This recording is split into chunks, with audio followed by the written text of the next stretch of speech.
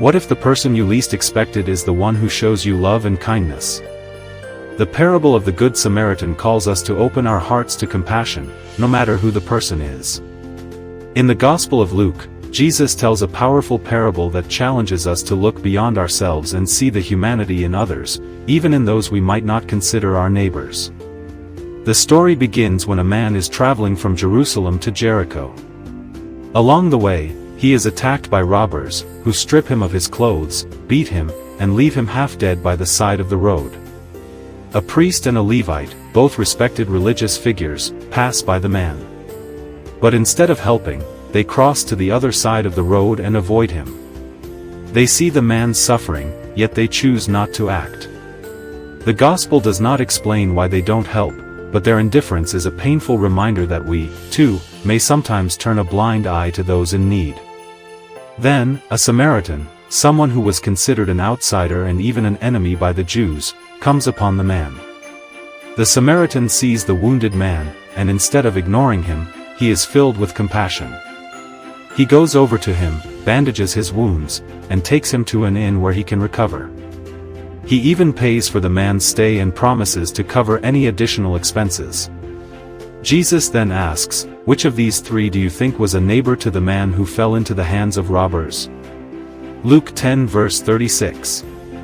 The answer is clear, the one who had mercy on him. Luke 10 verse 37. Jesus concludes the parable with the command, go and do likewise. Luke 10 verse 37. This command is not just for the people of Jesus' time, but for all of us today. The story of the Good Samaritan challenges us to examine how we treat others, especially those who are different from us or those who may not be in our circle of comfort. So, why does this parable matter to us as Catholics? It's a reminder of the radical love and compassion that Jesus calls us to show to all people. In Matthew 25 verse 40, Jesus teaches us, whatever you did for one of the least of these brothers and sisters of mine, you did for me. This means that when we serve others, especially those who are vulnerable or marginalized, we are serving Christ Himself.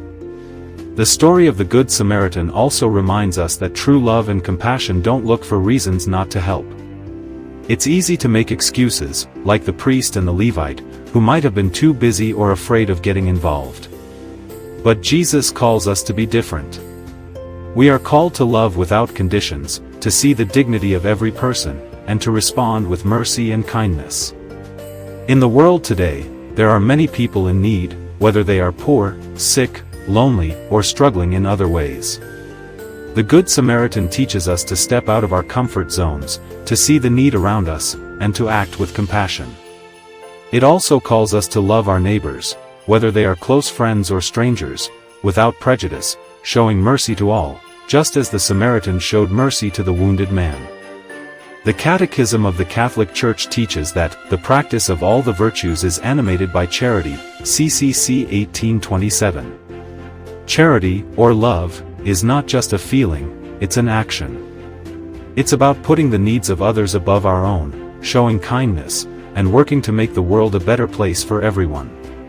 In conclusion, the parable of the Good Samaritan teaches us that love is not limited to those who are like us, but extends to everyone. It calls us to see the humanity in all people and to show compassion, just as Christ has shown compassion to us. Let us go and do likewise, loving and serving those in need with a heart full of mercy.